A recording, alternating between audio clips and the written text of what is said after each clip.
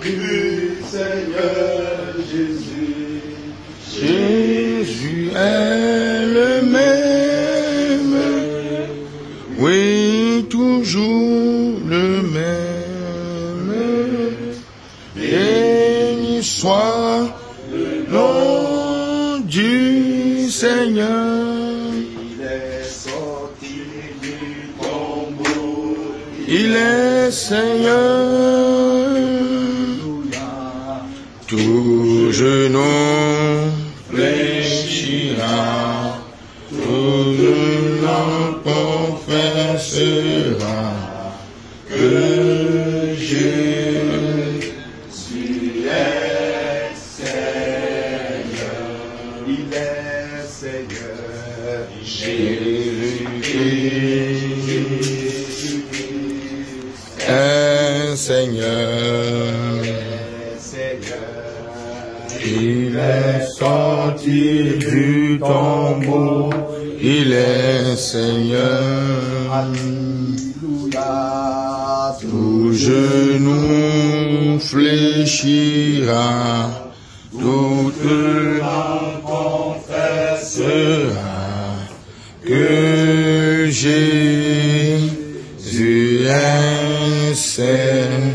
Nous allons prier, nous allons remercier le Seigneur pour ce grand événement qu'il a permis, qu'il a préparé et qui est sur le point de se réaliser. Nous allons prier, nous allons remercier le Seigneur. Prions au nom de Jésus. Seigneur, merci Seigneur, nous bénissons pour ton cet événement.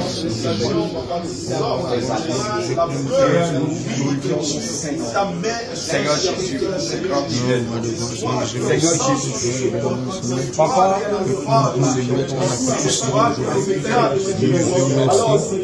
que ton nom soit béni, que ton nom soit glorifié, que ton nom soit... Seigneur, merci. Seigneur, merci. Oh Seigneur Jésus, merci. Merci Seigneur pour ce grand événement que tu es en train de préparer. Oh Seigneur Jésus, sois élevé. Sois magnifié Seigneur. Sois la gloire et l'honneur. Papa, infiniment merci. Seigneur, sois la gloire et l'honneur. Merci Seigneur Jésus pour ce que tu fais pour tes enfants. Au nom de Jésus, nous avons prié. C'est notre Seigneur qui nous a dit dans sa parole qu'il n'est pas bon pour l'homme de rester seul. Et il a ajouté que l'homme quittera son père et sa mère et s'attachera à sa femme. Et le moment est arrivé dans la vie de ses serviteurs. Et aujourd'hui, les choses vont commencer avec son serviteur, le docteur David, le docteur Silas. Alléluia! Nous allons prier. Amen. Nous allons demander, Seigneur, toi qui as vu qu'il n'est pas bon que l'homme soit seul, Seigneur, nous te confions cette cérémonie de dot. Papa, prends le devant de toutes choses. Amen. Prions au nom de Jésus. Prions pour ce moment, Seigneur. Papa, c'est toi qui as dit que l'homme ne doit pas être seul. Il est bon qu'il soit oh Dieu.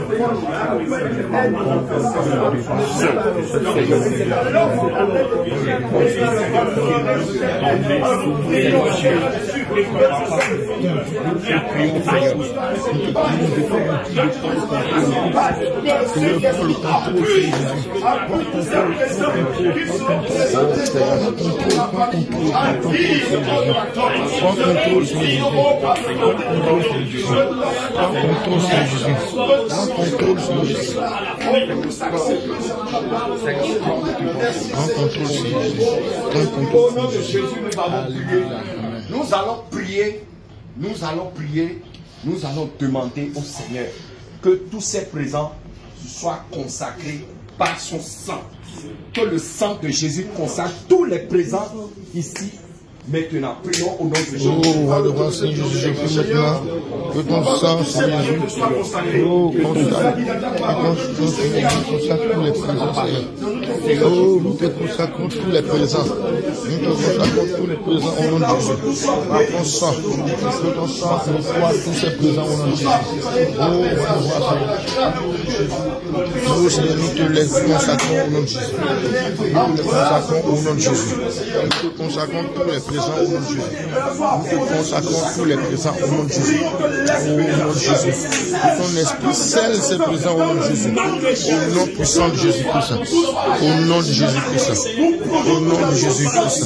Seigneur, nous te consacrons tous les présents. Nous te les consacrons. Nous te les bénissons au nom de Jésus.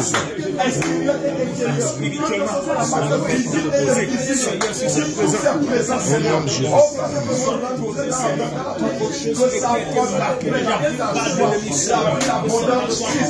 Oh, Seigneur, que ces présents soient bénis, Seigneur. Qu'ils soient bénis, Seigneur. Qu'ils soient bénis. Qu'ils soient élevés. Au nom de Jésus, nous avons prié.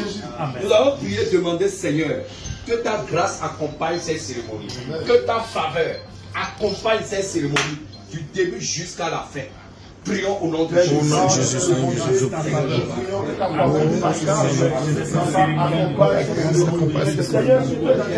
Ta grâce accompagne ces cérémonies. Lorsque tu étais présent dans la barre avec les disciples, oh Seigneur Jésus, ta grâce accompagne ces cérémonies. Oh Seigneur Jésus, que ta grâce accompagne ces cérémonies. Au nom de Jésus. Jésus, que nous voulons que le succès accompagne cet événement. Nous voulons, Seigneur, que la joie, la festivité, oh, la sécurité accompagne cet événement. Que l'ordre et la discipline accompagnent. Au nom de Jésus, nous avons prié. Amen. Nous allons confier la vie des fiancés entre les mains du Seigneur. Nous allons demander que la main du Seigneur les protège. Amen. Que le Seigneur les couvre par son sang. Amen. Et anéantit tout plan de l'ennemi, tout projet de trouble, tout projet, tous les plans de l'ennemi dans cette cérémonie contre leur vie soient neutralisés. Prions au nom de Jésus. Seigneur, que ta main protège des enfants. Papa, ceux que tu as bénis, Seigneur, pour se mettre ensemble pour ton œuvre. Je prie que tu laisses la vie, que ta main soit sur les qu'il soit inattaquable, qu'il soit invisible et invulnérable. Que ton échec soit sur la vie, que ton échec soit avec toi, Seigneur. Seigneur, je dois protéger, Seigneur, protège la marche, protège les pieds, que partout, Seigneur. Qui marche sur le qui ne pose pas d'offense, qui pose l'autorité, qui s'assied sur la mine de que tes anges soient représentants, Seigneur, que tes anges qui marchent la vie, que ce mariage soit un mariage de puissance, un mariage où le Seigneur va lever la gloire de Dieu, un mariage de gloire, un mariage de puissance, un mariage de bénédiction, Seigneur. Oh mon Dieu, mon Seigneur Jésus, que le nom soit sauvé, que le nom soit écrit dans la main. Oh, tu portes la paix, merci de l'accompagnement, Seigneur, merci. Dans le nom de Jésus, nous avons prié. Amen. Seigneur Jésus, grand Dieu, grand roi, Dieu très très saint. Papa, en ce moment, nous appelons ton esprit nom de Jésus pour conduire ce mariage, pour conduire cette cérémonie de danse. Seigneur, nous annulons tous les plans de l'ennemi. Nous annulons tout projet de l'ennemi, tout projet de trouble, tout projet d'envoûtement, toute flèche que l'ennemi a préparée. Nous annulons tout cela. Nous neutralisons tout cela. Au nom de Jésus. Tout sorcier aux yeux d'Inou qui va se lever avec les yeux de jalousie. Nous anéantissons leur projet. Nous neutralisons leur projet. Au nom de Jésus-Christ. Seigneur Jésus. Que ce mariage soit un mariage de paix. Ce mariage soit un mariage de joie. Que ce mariage soit un mariage de bonheur. Au nom de Jésus. Que ce mariage soit un mariage de gloire. Amen. Au nom de Jésus-Christ de Nazareth. Seigneur Jésus, tes enfants, les fiancés, papa, protège-les. Amen. Protège-les contre tout envoûtement. Protège-les contre toute incantation. Protège-les contre toute parole négative. Au nom de Jésus-Christ. Amen. Et que cette dot soit reçue favorablement. Amen. Et que le ciel accrée cette cérémonie. Et que Seigneur Jésus, toi-même, tu bénis cette dot. Amen. Merci parce que tu l'as fait. Au nom de Jésus, nous avons. Amen.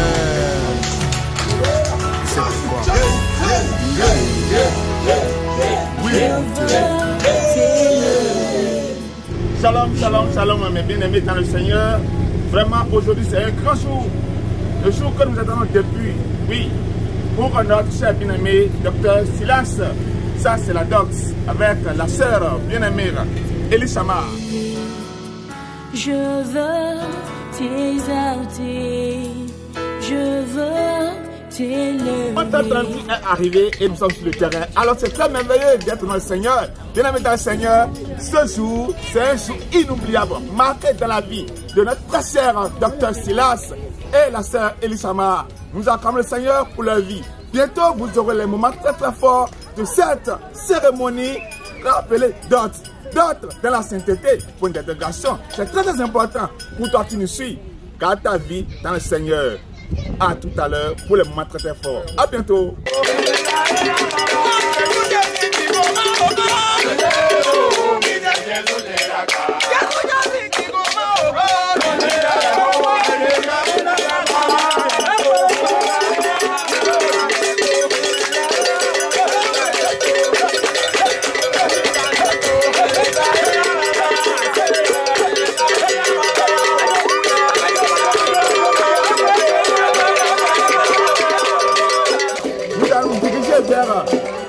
Membres du groupe Je deviens, certains frères et certaines sœurs, pour qu'ils puissent nous dire leur appréciation par rapport à cet événement, la dot. Je suis le frère Stéphane du groupe international des élections Jésus revient. Grandement ma joie de participer, d'assister à cette cérémonie. Et je vois déjà que sur tous les visages, on peut déjà lire la joie, l'expression de la joie sur tous les visages. Et d'ailleurs, même le cœur ici aussi impacté par la mobilisation massive des bien-aimés qui ont quitté beaucoup de lieux pour ce lieu. Vraiment, je suis vraiment content.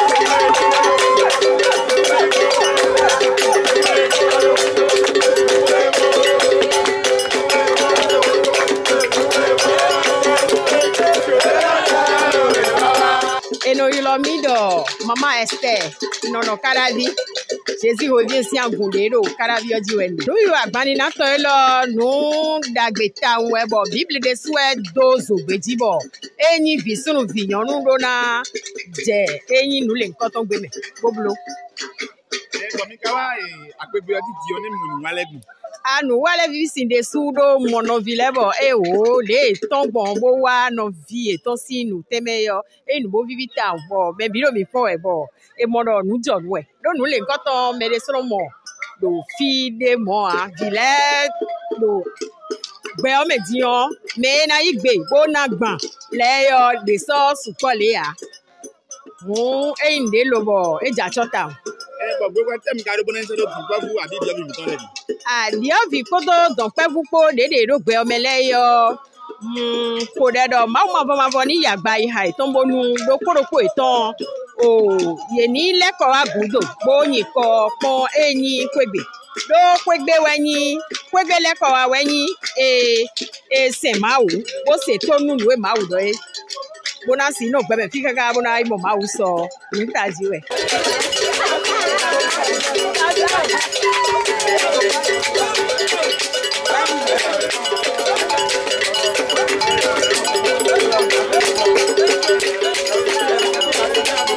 Shalom peuple de Dieu, je suis Esdras du groupe international d'évangélisation Jésus revient. Jésus, Jésus, Jésus. Alors, ok, nous sommes sur le terrain de la dot de notre cancer, notre docteur Silas. Ouais. Alors, quelle est votre impression par rapport à cet événement? Merci, je suis très heureux, La parole de Dieu déclare que celui qui trouve une femme trouve le bonheur. Voilà pourquoi nous sommes heureux, parce que un membre de la grande famille de Dieu, aujourd'hui, le Seigneur a décidé de faire une grande chose dans sa vie, de faire merveille. Et nous sommes là parce que nous sommes contents pour ce bonheur que Dieu nous accorde. Voilà la raison pour laquelle je dis que je suis très content, je suis joyeux, je suis plein de joie. Plein de joie et je rends grâce au Seigneur Jésus pour ce merveilleux jour. Alors, quelle est votre prière envers ce couple qui vient de naître? Ben, ce couple qui va naître, voilà, que le Seigneur est en train de conduire, que le Seigneur les fortifie. Vous savez, la vie de couple est très passionnante, mais elle a aussi ses défis. Elle a aussi ses défis. Et quand viendront après les enfants aussi, à chaque fois, c'est de nouveaux défis. Donc, mais c'est un chemin. Et quand on est avec Jésus-Christ sur ce chemin, quand Jésus-Christ est avec nous sur ce chemin, nous avons la paix, nous avons la victoire.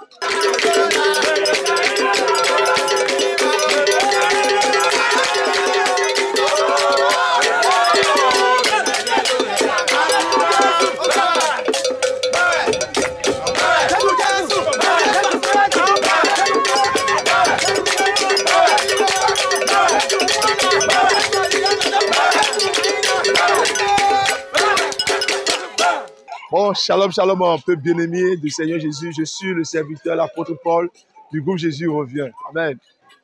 Alors, nous sommes sur le terrain de la dot de notre très cher bien-aimé Dr Silas. Amen. Alors, comment vous voyez l'événement, votre impression par rapport au... Non, alléluia. L'événement, c'est un événement pour nous inédit. Alléluia. Parce que jusqu'à maintenant, là, on est encore dans l'esprit des choses. Alléluia. Quand nous parlons d'impressions, nos impressions sont extrêmement énormes. Alléluia. Et notre joie est de venir manifester ce moment derrière Dr Silas parce que la dot, c'est quelque chose de très, très important et ça fait partie des éléments sur lesquels nous martelons dans la Sainte Doctrine, dans le processus de mariage. Donc, notre impression, elle est vraiment joyeuse. Nous sommes dans la joie, nous sommes émus de joie parce que toute l'Église est mobilisée. Et nous, vous savez, chaque événement pour nous est une fête. C'est pourquoi nous fêtons tous les jours, alléluia, pour Christ. Amen. Ok, nous fêtons tous les jours pour Christ. Quelle est votre prière par rapport à ce nouveau couple qui vient de naître? Oui, ma prière, oui, on a beaucoup parlé avec eux en privé. Mais ma prière, c'est que cet événement qui vient inaugurer en réalité leur mariage, qui vient officialiser en réalité les choses qui se font déjà en secret, ma prière, c'est que la main de Dieu les accompagne, la main de celui qui a institué le mariage, parce que c'est Dieu lui-même qui est l'instituteur du mariage. Amen. C'est lui qui a, pour la première fois, a pu joindre l'homme et la femme. Donc, pour nous, c'est que la main de Dieu soutienne ce nouveau foyer dans le réveil, parce que un nouveau foyer, c'est de nouveaux disciples. Amen. Et un nouveau foyer voudrait dire que le royaume de Dieu s'agrandit et ça devient une menace pour le royaume des ténèbres. C'est pourquoi les ténèbres n'aiment pas ces événements-là. Ils n'aiment pas du tout que les enfants de forment des foyers. Parce que ça devient des menaces potentielles, des menaces très dangereuses. Parce que c'est le noyau même qui dérange le diable, le foyer chrétien. Amen. Ça dérange vraiment le diable. Le diable, en réalité, n'a pas peur vraiment de certains combats dans les églises. Mais lorsqu'un foyer chrétien est vraiment debout dans la prière, ça devient pour lui vraiment un moment de tout pour son royaume. C'est pourquoi il fait tout pour détruire les foyers. Il fait tout pour opposer des personnes qui ne doivent pas vivre ensemble. Amen. Afin de pouvoir établir son règne, diviser pour régner. Alléluia. Donc ma prière, comme je dis, le Seigneur va, par son amour, par sa miséricorde, va les accompagner durant tout ce moment-là. Amen. Et enfin, conseil aux jeunes qui sont en train de se préparer pour ce point. Oui, voilà mes conseils pour nos jeunes frères, nos jeunes sœurs qui se préparent, qui sont sur le chemin du mariage. Ce que je vais vous dire, c'est que le choix du mariage ne revient pas à l'homme ni à la femme. Alléluia. L'homme peut être frappé par l'apparence. Amen. L'homme peut être frappé par ce qui brille. L'homme peut être frappé par ce qui touche sa chair. Mais seul l'Esprit de Dieu sonde. Amen. C'est pourquoi nous devons laisser Dieu nous aider, nous guider dans le choix. Donc, vous qui déjà êtes dans le processus, ce que je vais vous demander, c'est de prier encore davantage pour que le Saint-Esprit vous donne plus de directives. Amen. Parce que la connaissance, la compréhension que vous avez peut-être du mariage peut ne pas être la bonne. Amen. Donc, je m'adresse aussi particulièrement à ceux-là qui n'ont même pas encore entamé le processus. Alléluia. Je vais vous demander, je vais vous dire ceci, que le mariage, c'est quelque chose, c'est pas une affaire pour des enfants. Amen. Même si c'est des enfants qui se marient là, dans la tête là, c'est pas la pensée, c'est pas la mentalité d'enfant, mais plutôt, c'est une question de maturité, c'est une question de responsabilité, c'est une question d'engagement, c'est une question de prise de conscience, le mariage. Amen. Et le mariage, vous devez savoir une chose, le mariage fait partie du salut. Alléluia. Donc, un mauvais mariage peut induire dans la perdition. Tu peux perdre ton salut. Un mauvais mariage peut même détruire la foi. Alléluia. C'est pourquoi, vous qui êtes encore sur le chemin, soyez patients. Marchez avec le Saint-Esprit. Mettez le Saint-Esprit devant tout ce que vous voulez faire. Alléluia. Ne vous laissez pas, oh, le temps passe, les gens se marient à gauche, à droite. Oh, moi, il faut que je me marie. Non. Ne fondez jamais votre choix sur cela. Si vous fondez votre choix sur cela, vous allez vous marier, vous allez vous conformer au monde. Mais vous serez surpris désagréablement parce qu'il y a des surprises qui viennent dans le mariage après. C'est beau, tout ça là. Mais la grande vie, la bonne vie, commence après tous ces événements, lorsque l'homme et la femme seront seuls. C'est là qu'ils vont découvrir maintenant les réalités. C'est pas nous parler d'une question de maturité. Donc, grand conseil, c'est que ne vous précipitez pas. Ne vous laissez pas imposer un choix. Alléluia. Il faut que le choix soit un choix vraiment, vraiment conscient. Il faut que réellement le Saint-Esprit vous convainc parce qu'il est là pour ça. Si tu es dans un processus, que tu doutes et que ton âme n'est pas en paix, mon bien-aimé, c'est une manière de te parler de la part du Seigneur. Alléluia. Tu dois revenir au Saint-Esprit pour recevoir, alléluia, la direction. Parce que l'Esprit du Seigneur, c'est l'Esprit de paix. Amen. Là où il y a le Saint-Esprit, là où il y a la liberté. Donc, là où le Saint-Esprit opère dans vos choix, vous devez être senti libre, votre cœur doit être en paix. Amen. Donc, vraiment, j'encourage tous ces jeunes-là qui veulent s'engager dans le mariage. Vraiment, je vous encourage. Mais mettez le Saint-Esprit, mettez Dieu devant toutes choses. Mettez la prière, le jeûne, tous ces moments-là. Même les moments d'intercession, sollicitez pour qu'on puisse vous aider. Alléluia. Pour que votre choix réellement soit un choix spirituel divin et que Dieu lui-même soit au cœur. Parce que si Dieu n'est pas l'alpha, il ne peut jamais être l'oméga. Alléluia. Amen. Amen. Merci apôtre. Merci. Que Dieu vous bénisse. Amen. Amen. Soyez bénis, soyez fortifiés. Amen. Shalom, shalom. Jésus revient.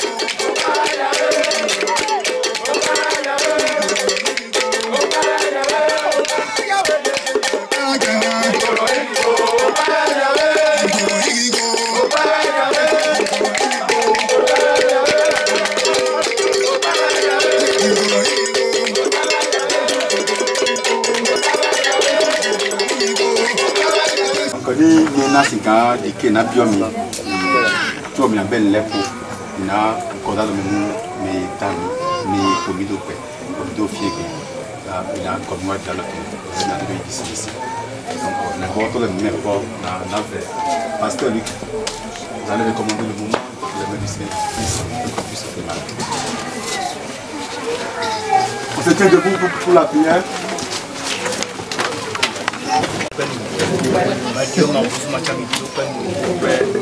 Ni lo mi kula fote ka ko ilo me o juro to we wa ye to we femi to we mi jeha aka do ko lo si ko inde be ona e o da ko do ko lo la ko fi ka ko lo ka o ko ma pe a se ta ko ni o mi na se ko lo le e a do to to boy bi yo la ni jen ko ka ko lo ya pa chen mo le bi de wo lo fi o do lo ma so ta lu wa lo ko to so to ni wo kre amen de apapate de fidi on nous dit de bonas na sota wa lo fi bo e mara ni la ko to ya yo ni mo ya amen si me beta ni mo ya amen on continue jeter te de fi amen do so mo bi amen c'est ko do lo depuis dans tout et afin de te fio mi te fi pour fato ko amen da wa jeter ko to na me sese to ko ko do so wa pache on le ni se ku dije le akoblo boy le ko duro boy ko bi ni se ku to oui, la bien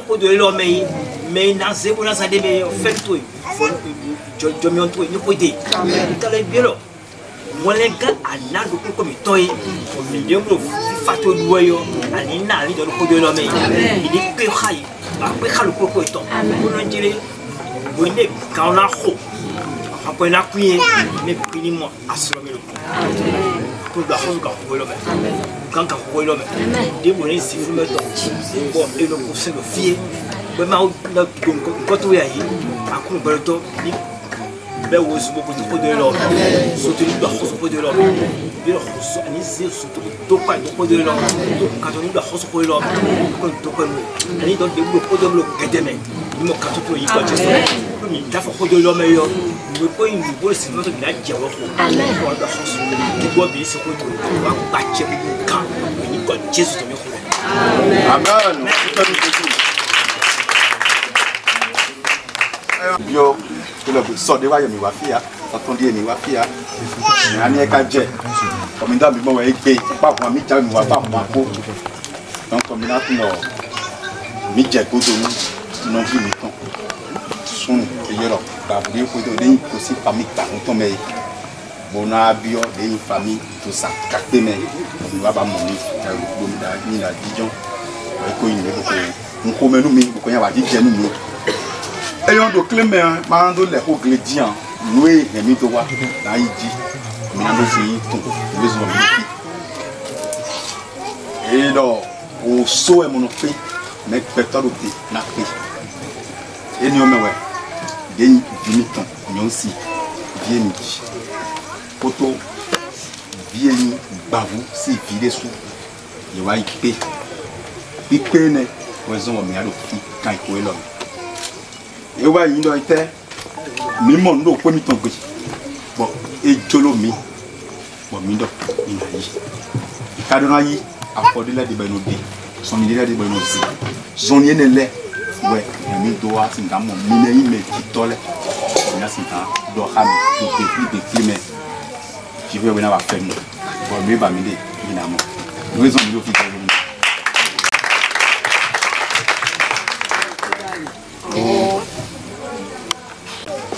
mi de gon fa e mi wa mi ko de mi ba wa mi na ayo ina chelu mi na chelu mi dai o mi hen wa o nen ko do ne me na ho hen wa pa de ko ki ba ko indo we ndega mi mo ko mi ton pe ba jo no ba mi ton wa donc mi wa da na sin kan ba bio mi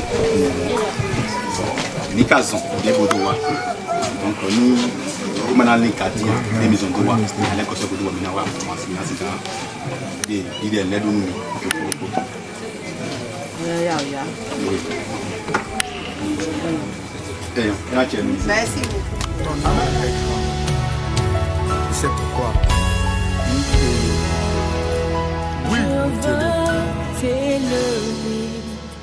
je veux t'exalter, je veux t'élever, agneau de Dieu vivant.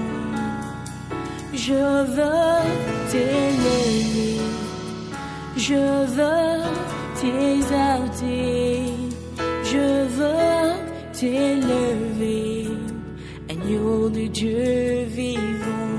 Allons-y ensemble.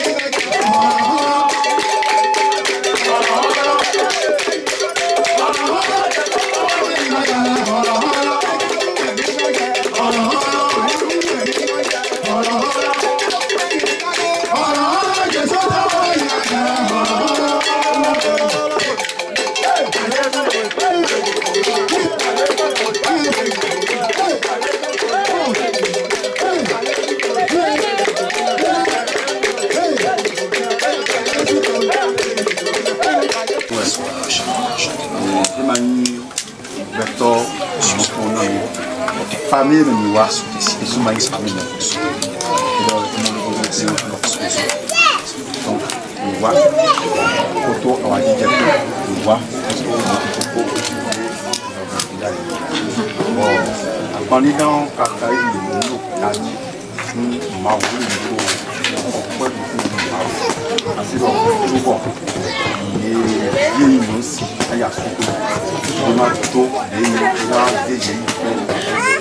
on a honoré des aussi parce que mais de la mais de la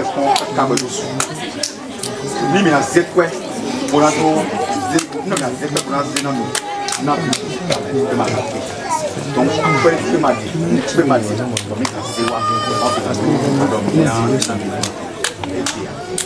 donc tu l'as dit que wa ina mono John Dona Nambe, Dona Nambe, Luengo, Mawa, Fenumi, Omega, Pelole, Dosinawa, Doyaina, Maybe, Major. Donc, on est minamité, na, nous voilà dit, l'air pour le podo, ni de bon ami, parce que ni vous m'avez, bon, selon vraiment, ouais, ni agi. Donc, on est minamité, ouais,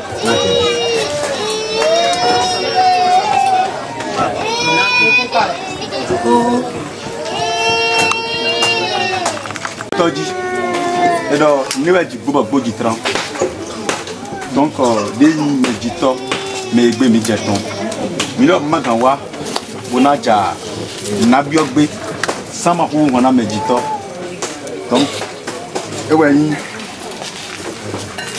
akmaelo de mihawana méditant.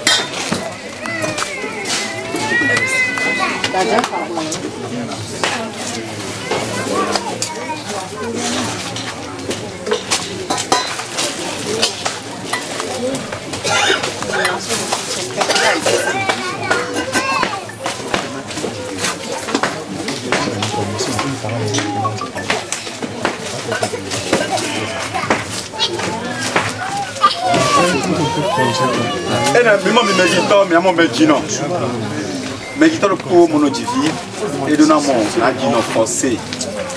Médito kabote dit, nadino leve non c'est ouvert tam, il leve non il leve non masamataka, ouais de noyer.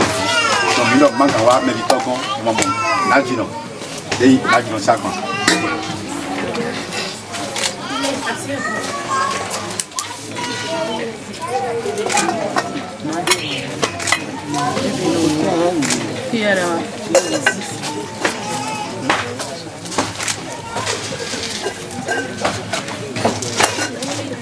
Eh bien, on donne demain, et mon affaire, et mon affaire, et mon lien, et mon oncle là.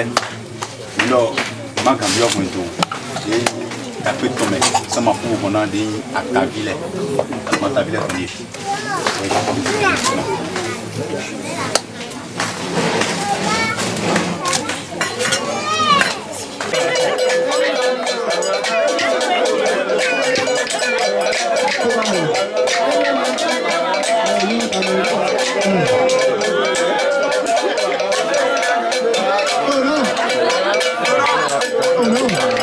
Oh no!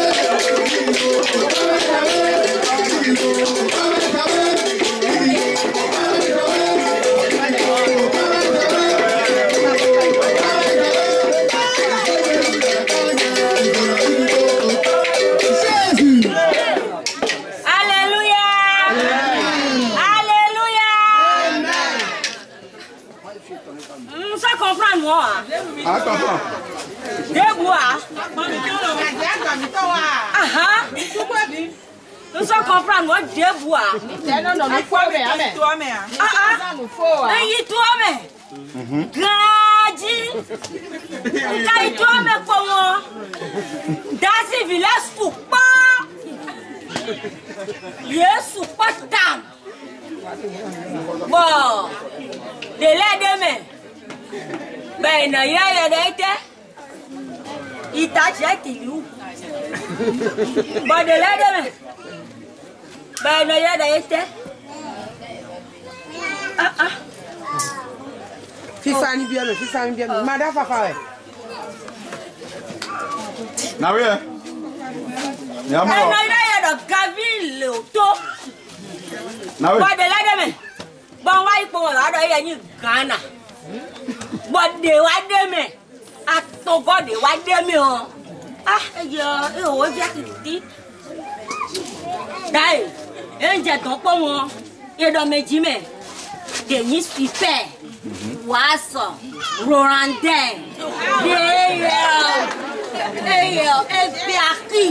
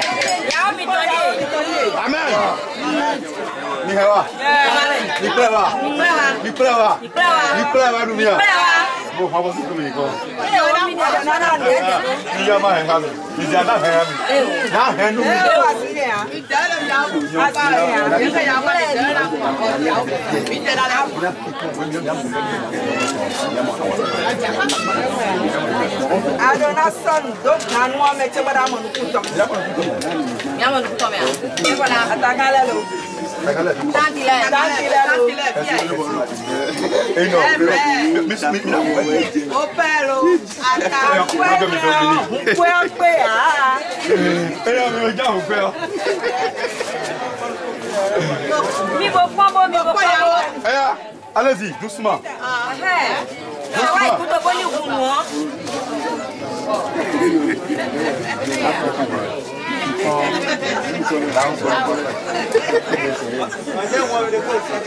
Allez doucement.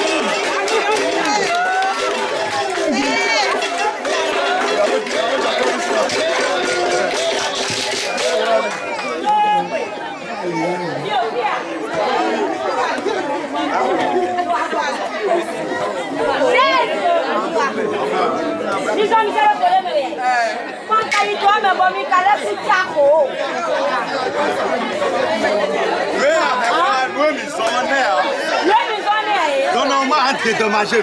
Merci beaucoup. Mais ma mère est très bien. Après, nous avons mis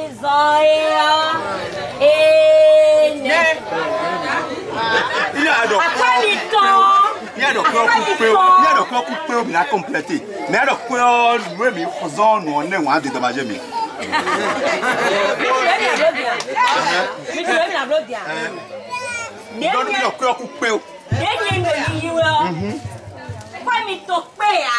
Voilà.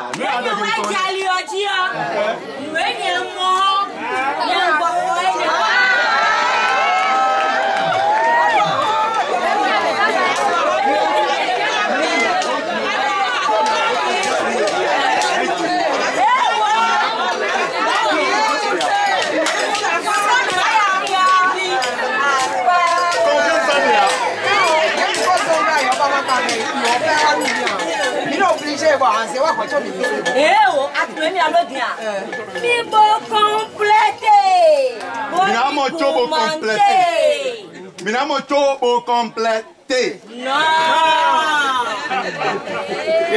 Marché, hein? Quel a marché le mot? Et donc, voici pour moi. Ne vois pas. Ah, dédommagé mieux. Donc, vous l'avez comment? Il vous l'avez comment?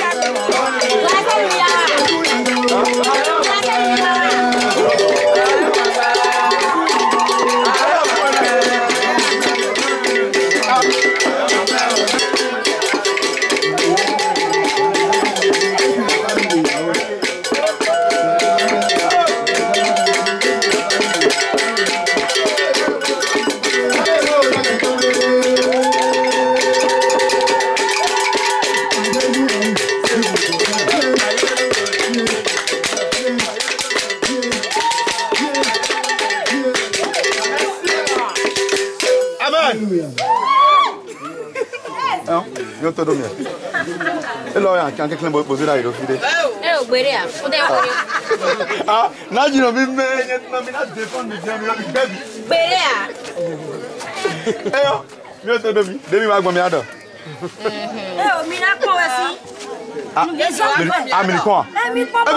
Mi popo. Mi popo le we aji. Do mi ko ya mi do te do jere ni pon do jere ni ple wa. We na je o de te ko me ku fa o.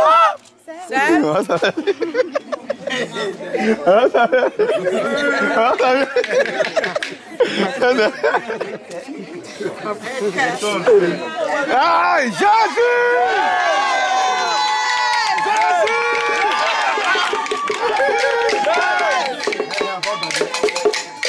C'est bon. C'est bon. Je veux la formation.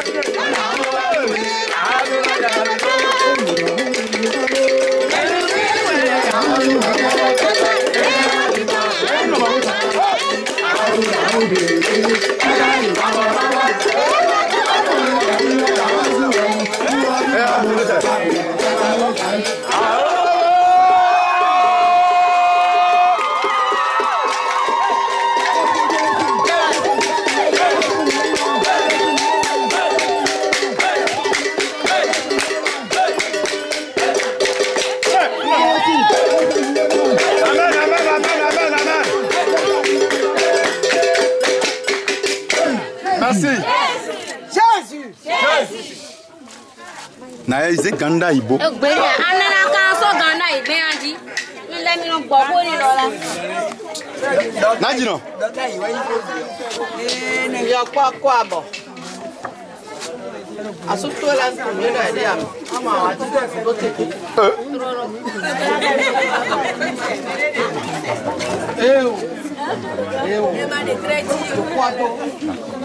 Àdó jẹ́bẹ̀dẹ̀ ní pàánù dàgbẹ̀dàgbẹ̀ wà ní èmi.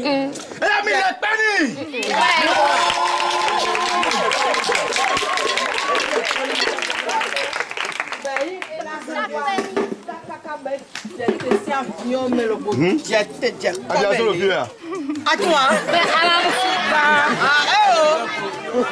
Amọ̀nùmọ́dọ̀ kọ́dọ̀ àlọ́ ẹ̀. Àjàkọ́dọ̀ ti diẹ náà pàwẹ̀ yá. Amọ̀ ẹ̀dẹ̀ à. Àlàdọ́wọ̀ ẹnu mi. Àti ìdọ́wọ̀ ẹnu mi yá. Bẹ́ẹ̀ pàánù ọ̀kẹ́ wa ní wọ́n gbàgbàtọ́ sọ̀wé yá. Sáǹtìlẹ̀ gbàgbàsọ̀ yá. Tàbílẹ̀ gbàgbàsọ̀ yá. Tí wọ́n ní àdọ̀ bẹ́ẹ̀ mẹ́kọ̀ bó pẹ́ kó wa. Ní ẹ̀gbọ́n bẹ́ẹ̀ yìí mọ̀. Àkọ́ni ẹ̀dọ́ni. Nyɔnu ne amɔ ne. Ya ni wali se kwa mi kwede ko. Aha. Ne la wa si. Ze ganda yi la. Ne ta so da iko. Nyɔnu ne na tero. Ba bo ne so ne. Kete bo. Oro ra yo iko re o. Bo ba gan, no ko bo video ji. O. Mambo he. Ni go ya. Merci. Ma he ha bo. Ya na jino merci ya chenu mi, ndo ndu papa, ndo ndu me bi pota, ndo ndu wa si son ko le po. Ko dai sisi. Ya chenu mi town. Nu go e. Nu go e. Nu egbe mi je. Nu e mi mo. Be juro mi. Nu e fe wo. Bo jacho nu kun mi to me. No di. Enia. Enia.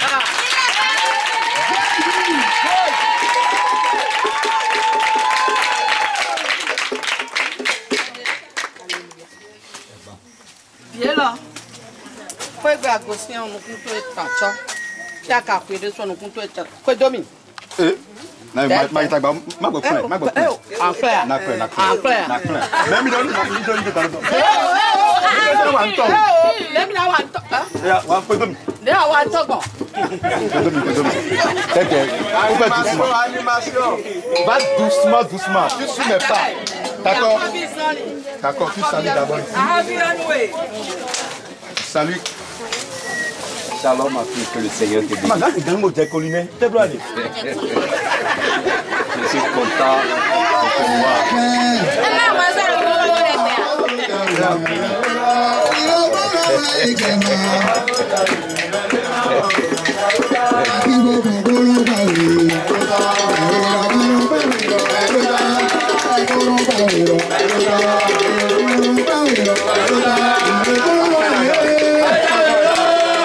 Attends.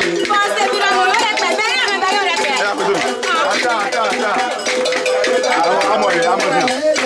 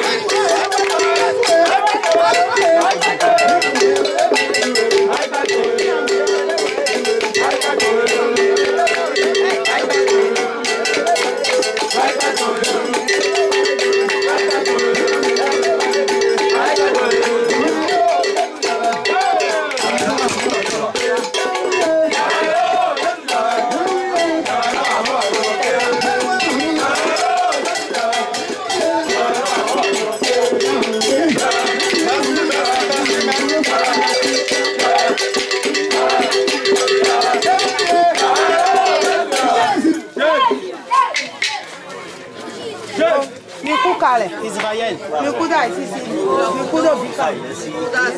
Ah ouais. Oh. Elle vit midi. Oh, même temps. Ah non. Amen. Amen. Amen. Amen. Hein? Ajagome. Emi kenkelen. D'accord.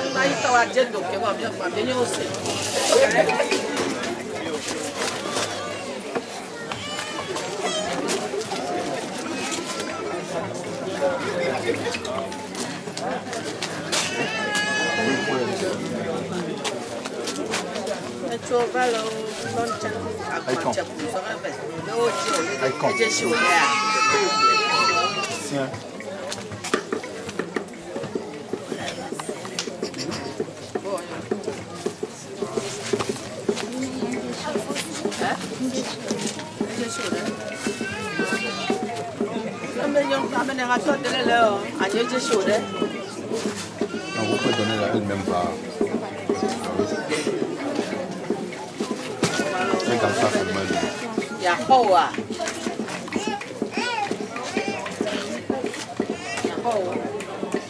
Il pardon, il va pas interpréter non, mais c'est clair.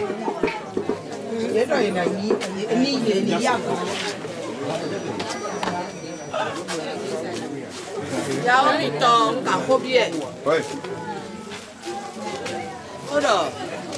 Mais mon candidat ma fille, et quand on mon candidat, oui. Mais on dit que alors ouais j'ai eu un temps, mais vivre le caca badou et caca. Mais la panique.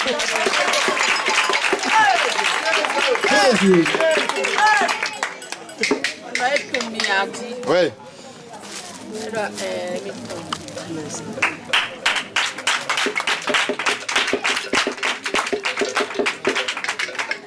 Akpade mi hewa miyaji. Edo Elle a panique. Jamio. Jamio kere. Bien jadire. Jamio kere.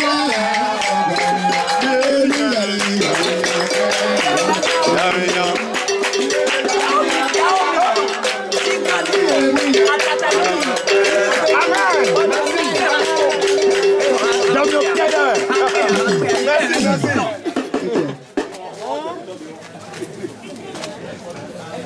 Eyi gbere ni agba. Chonu na chite. Oda ikma akma tole njura ka. Du calme, s'il vous plaît, du calme. On est njura ka yo. Do aja mi de gosi. Cédez un peu de l'espace. C'est quoi dans dehors? Oui. Aja mi gosi. Non da tension. Ko de me no so de ore. Abi to ro fi ya. Ndo ko mo ganji ya.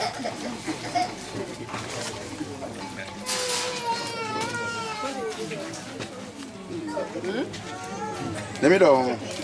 Ah. Ko don the house. Ko do. Enu ne blue. Ko don the house here. Nse ko do ne. Don do jime. Ma do fon ko kede don do ji. Do me jide. Asimi tolo jime de emi tungi ya gbale. Chebo no na chiti ondra kan no ko biomi. Oui. They are Jawa mi da gosi. You know that thing soon. Oui. To fi hun kun tun. Nous le fio. No te ma jef mani o. Cédez un peu. Kamo o ti ame. No.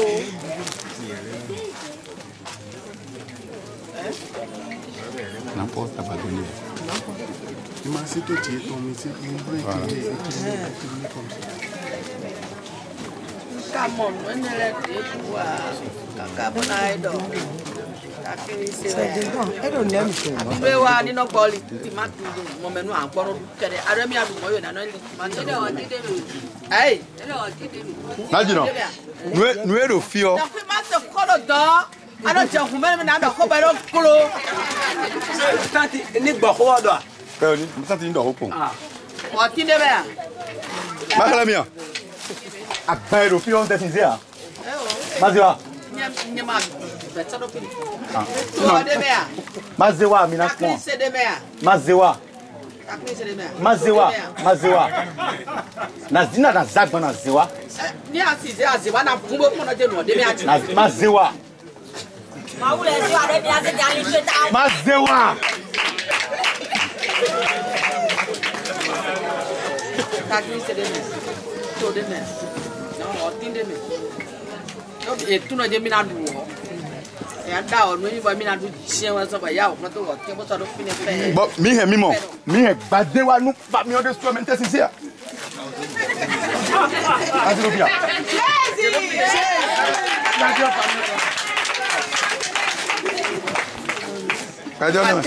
Dájọ́ ọ̀nà ìjìnlẹ̀ kún ẹ̀rẹ̀. Àtẹ́pọ́n jiyàn Adam.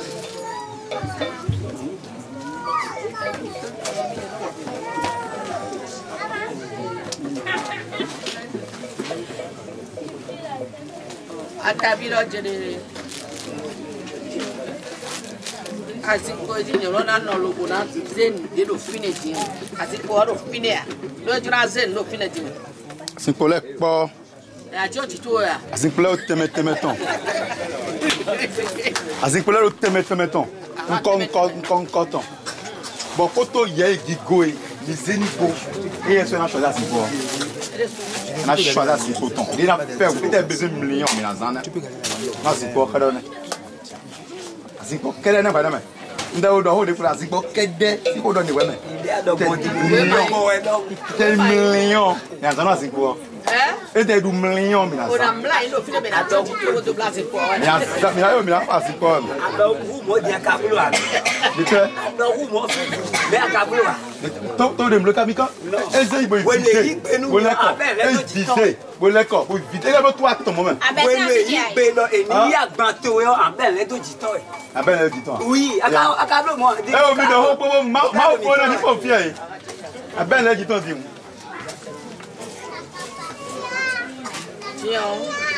Adani no toto bo se ya. Àwọn èdè gbona. Agbon so me. Mo abesiti. Et que ça. Regarde bien. C'est beaucoup. On est venu avec des cuits.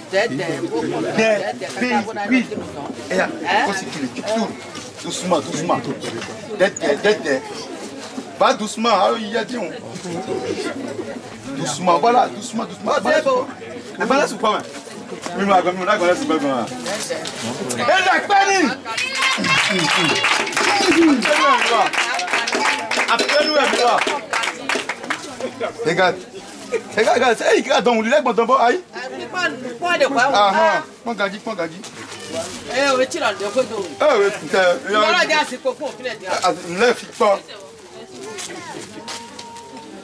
Ouais, démolis-les. Fais doucement. Ne sois pas pressé. Voilà. Jésus. Tu peux même siffler dedans. Siffle, siffle. Siffle.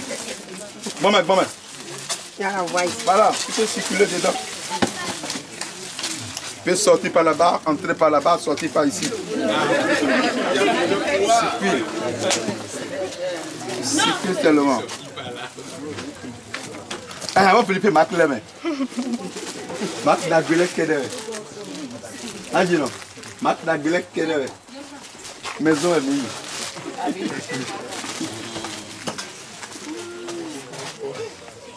Il n'est pas lui.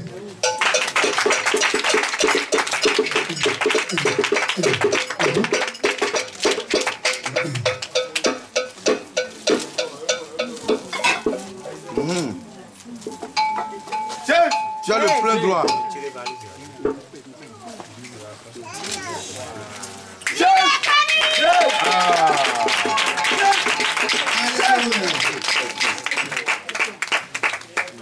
Ah! Viens, viens, tu as choisi ça, viens, viens, tu sors, tu le sors légèrement. Tu sors. Tu sors. Voilà. Maintenant, il faut faire passer aux parents.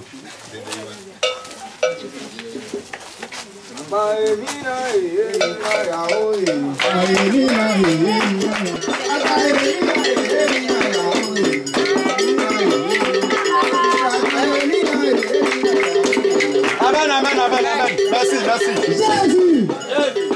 Tu restes.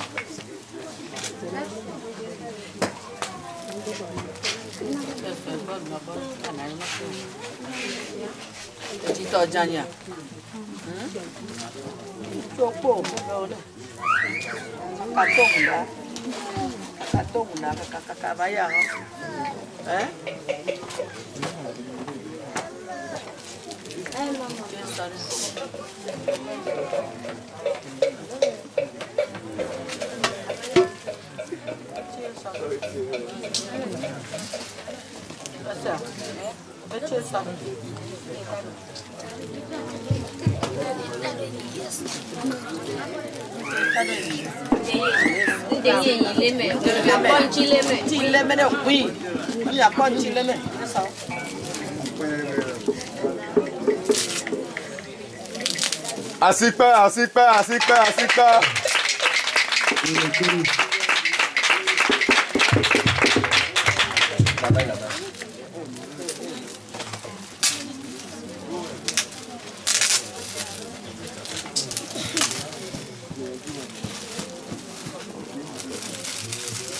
Assis-toi.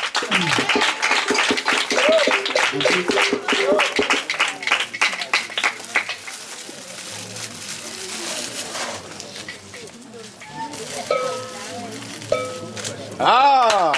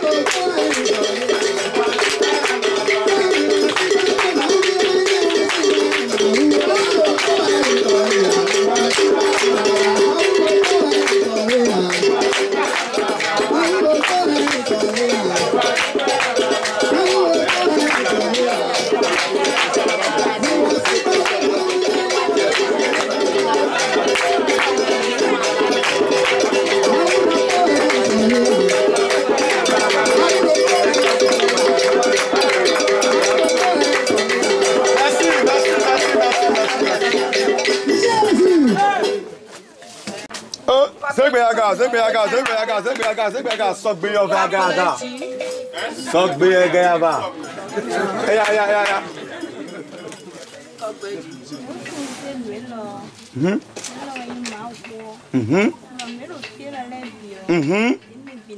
Aha. Ah.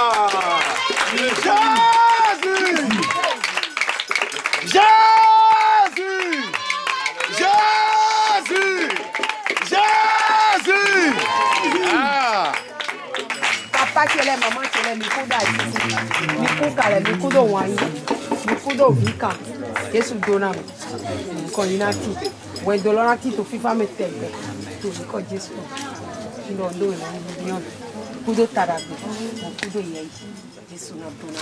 Amen. Amen. Amen.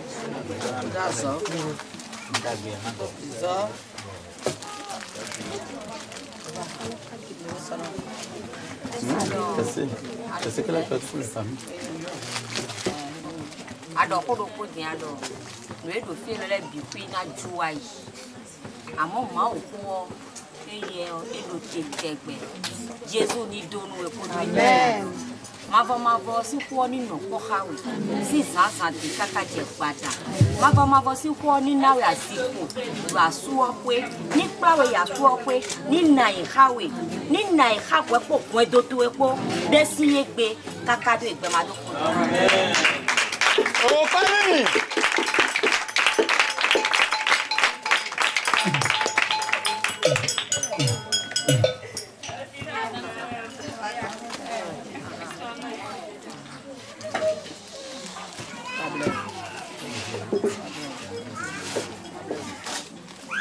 Tête d'air, non, là, c'est là.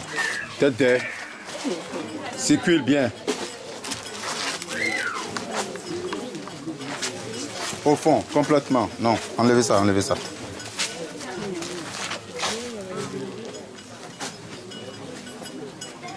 Au fond, complètement. Tu choisis une circuler là-bas.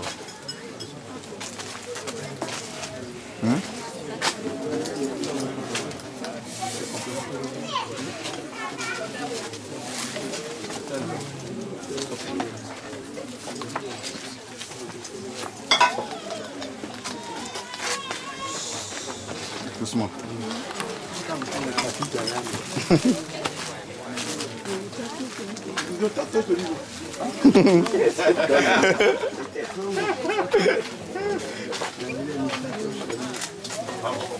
Kwasi Kpani.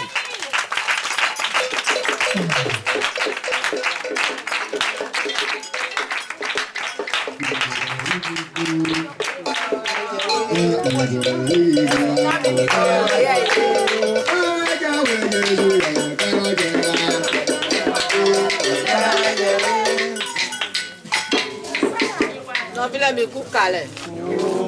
Me cudozão. O cudo yei.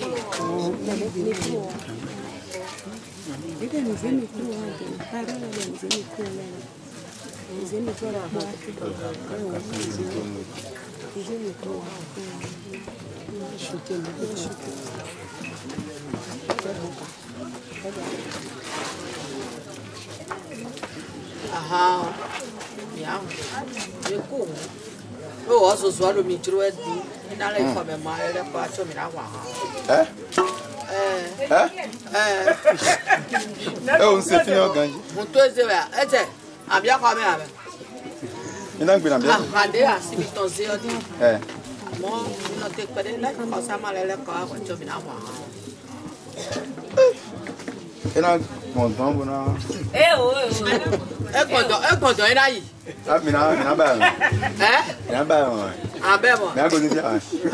Ah, ton pied. Ton pied. Animation.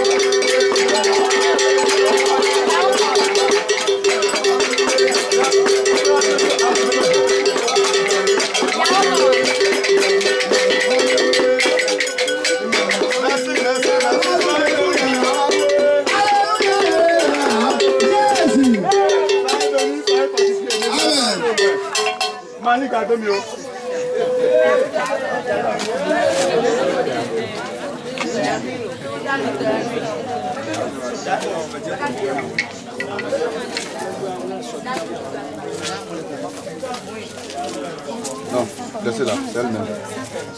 Ok, ok. Non, c'est elle-même.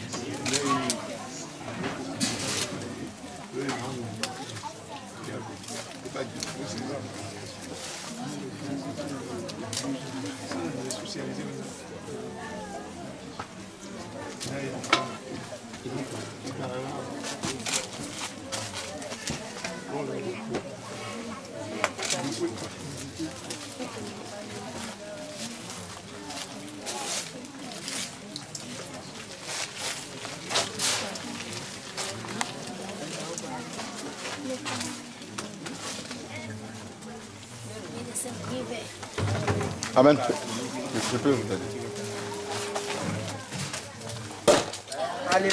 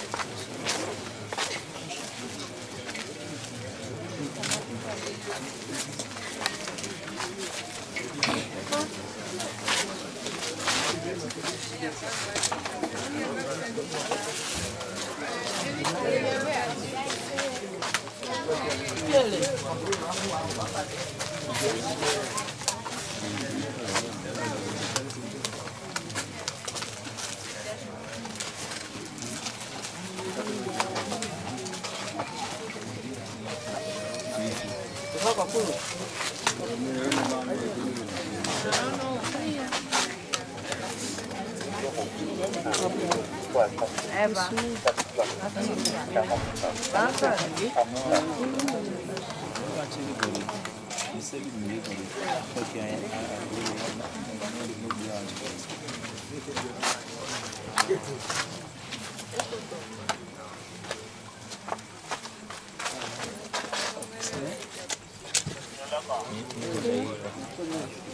Amen.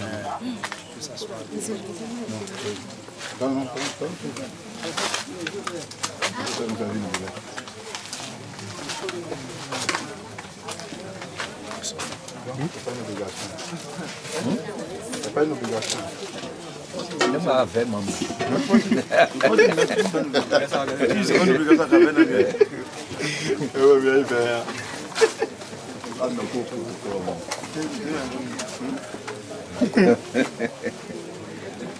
ah, moi ça me fait. C'est ma maman. Le Seigneur te bénisse. Mais ça, le maître, mais oui, il y a de comment.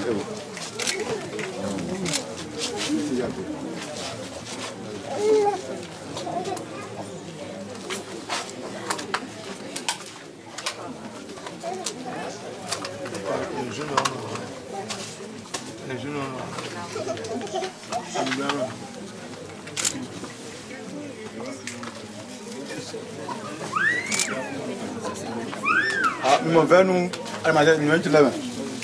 C'est bon, c'est bon. C'est intéressant. Hein? Ah! Et dans mes dents, tu lèves.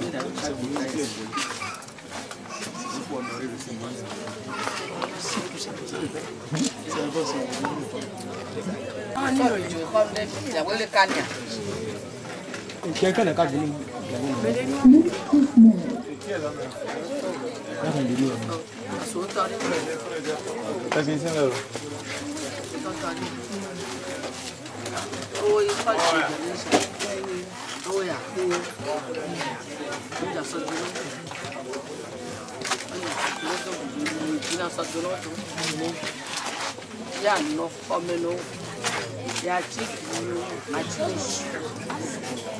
Et à mes vichio et puis à mes toins,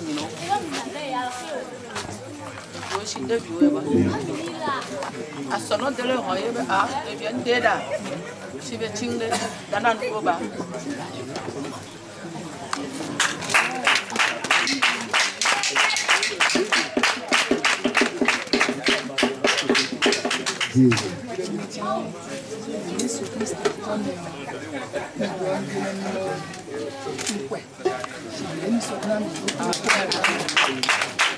Assis-toi.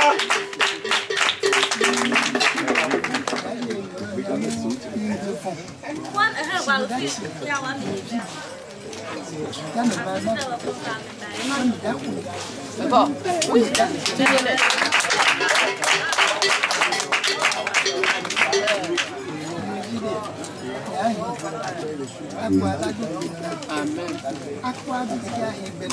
Amen.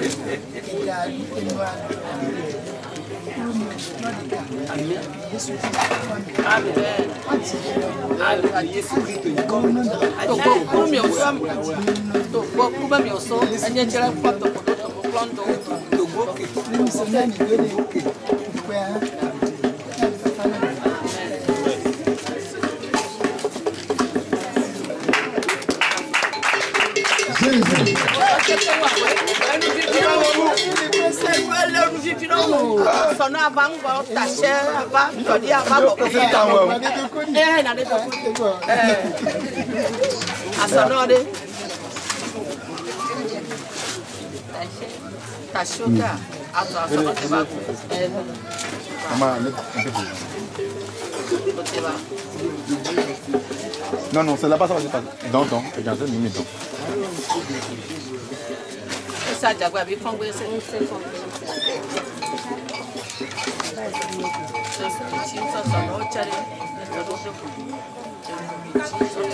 Amen. Nani tashi baba me aha ikole no de le mo no bio shi le mo a de bien nieda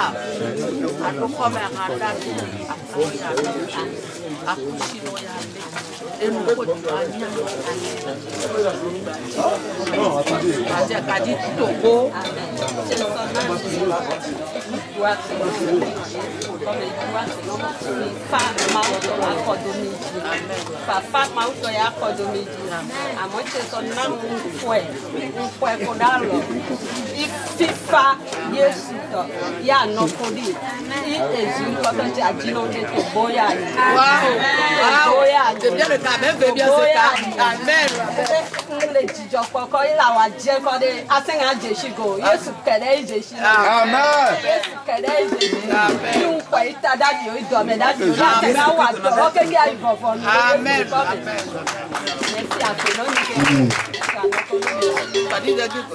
oui.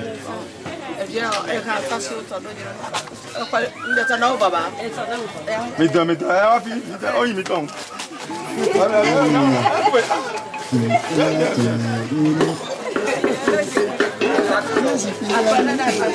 Maintenant tu vas. Maintenant tu vas les saluer. Animation.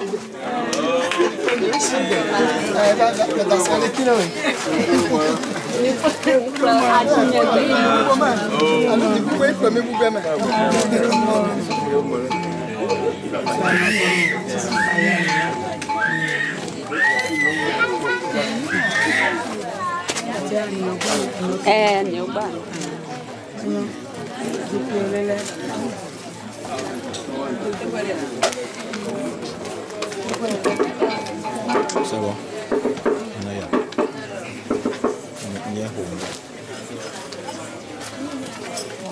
Ah, non. C'est pas encore fini. Bon, vous voulez la garder. Il y a arraché ton aimé. Et voilà. D'accord.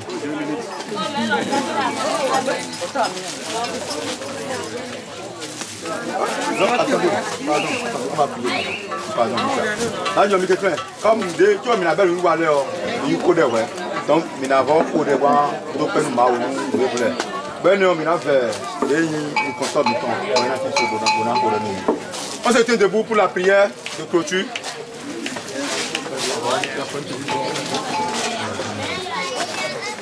Alléluia.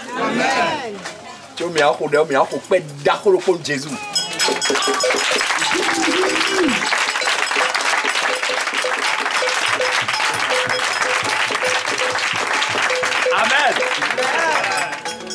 Amen. Donc, nous, papa mettons, maman mettons, des qui a loué d'autres. Oui, tu n'as mettons. Bon, nous avons mettons. Bon, mi bioi. Bon, il nami pour do comme pour donc benumi, autokunumi, le Jésus sin comme. Donc, awa jije nous et l'ordre comme il va prédire. Et n'a eu de point de toi pour pider. Oh, Jésus mettons des Philippe Monet. Bon, Vimiton, Jeanne. Et c'est Jésus aussi à lui. Bon, et il caca, boya medele si commode. Et fou, habillé flou. Mais et on peut dire Jésus bon flou.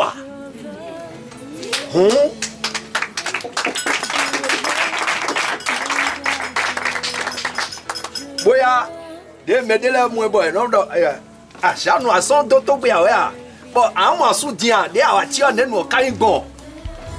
Et quand Jésus a dit, bon c'est nous Jésus bon moi Jésus est mis où est de Jenaï bon. Bon, et démissionné à Kaka. Bon Jésus moi c'est de bon moi vieux là. Na ne cadeau d'agbe po. Bon, et wa ta so bon kaka be wa ije. Famille, bah vous dit.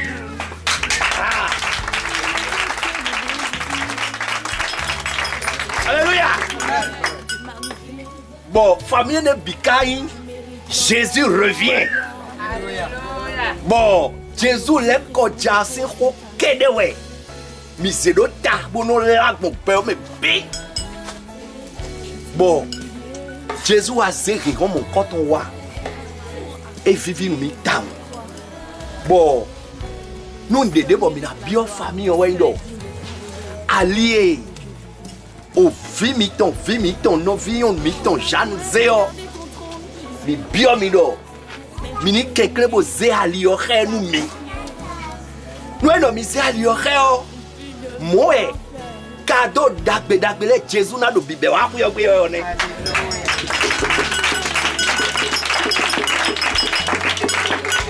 Alléluia. Oh, egbe di agun le support. Mais nous mina do ko joko e so piti bo. Mina mo akun bo. Et nos gens d'assibo et nous exiger de nous des mains au pépé de na bleu de ji ben de na na grand forcé yo et so support ko jo ko do mi ni nous ka gege yo adogo no so nous ben wa ben no frère les eh o mi de go no mo pede ya nous no mi le do fi mi ton defo hun mi so se do mi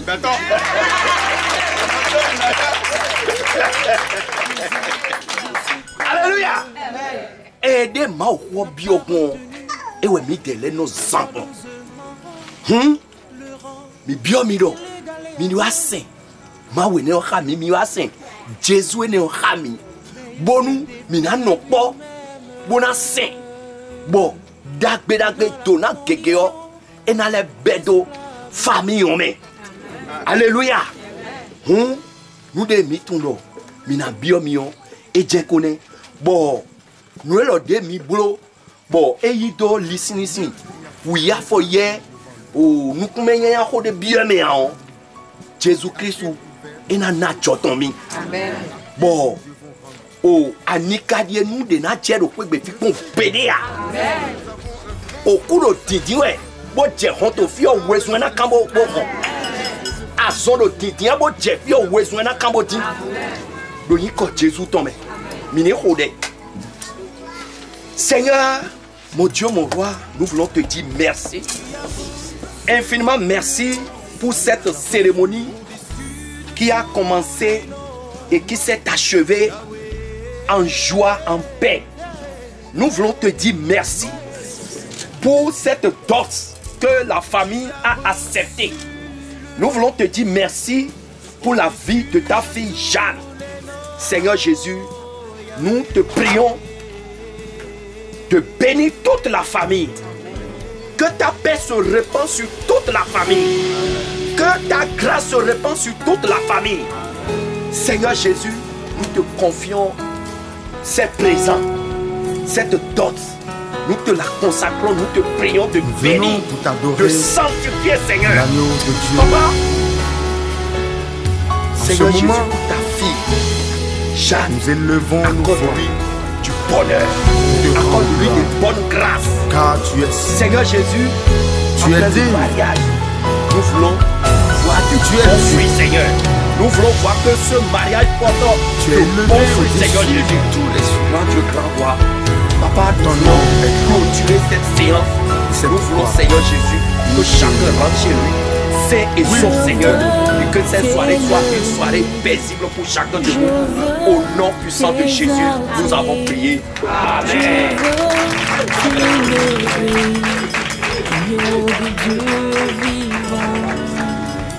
Je veux t'aimer. Je veux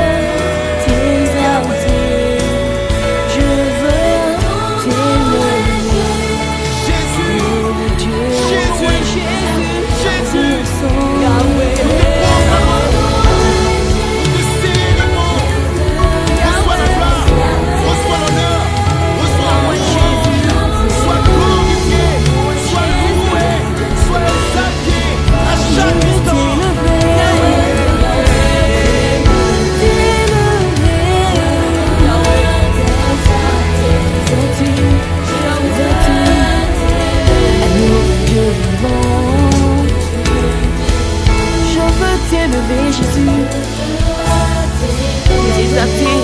tu es magnifique, tu mérites et la gloire. Agneau pur et sans défaut, sans tache.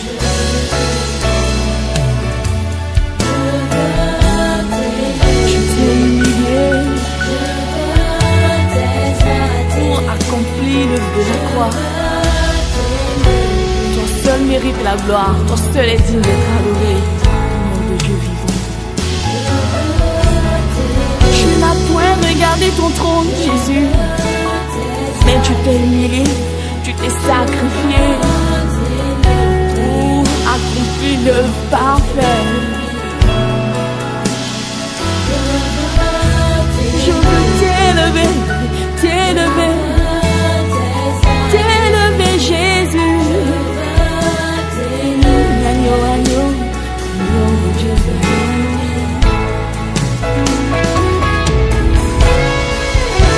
Il a reçu le nom au-dessus de tous les noms.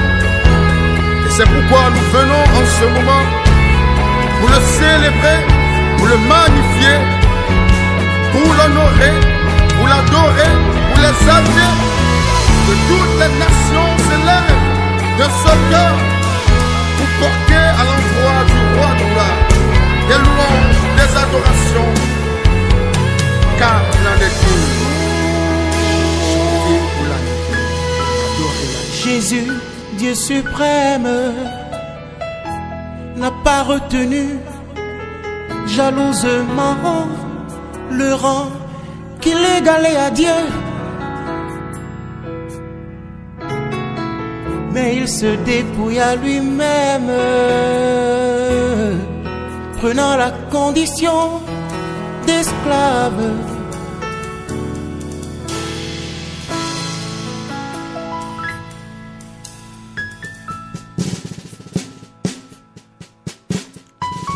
Nulle créature n'est cachée devant lui, mais tout est à nu et à découvert aux yeux de celui à qui nous devons rendre compte.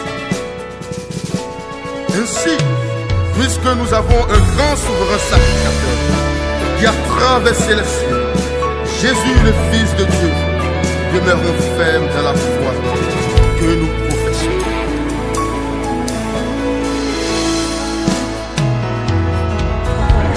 Tu as reçu le nom. Oui, tu as reçu le nom. Au-dessus de tous les noms. Le nom au-dessus. Yahweh. Le nom au-dessus des dominations. Tu as reçu le nom. Au-dessus de tous les noms. Yahweh.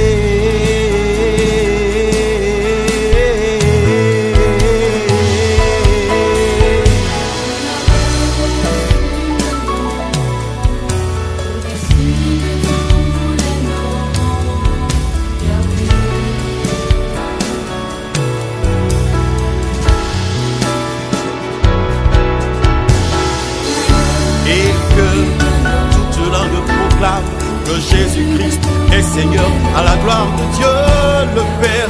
Alléluia. Ce nom, c'est Jésus.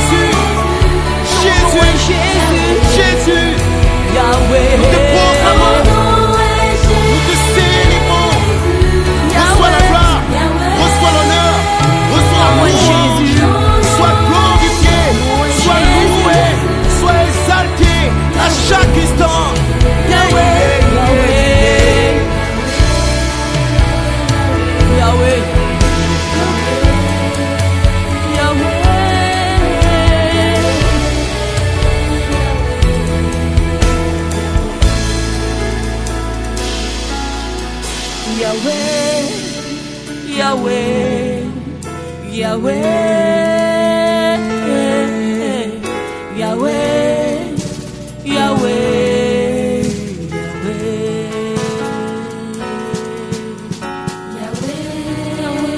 Yahweh, Yahweh.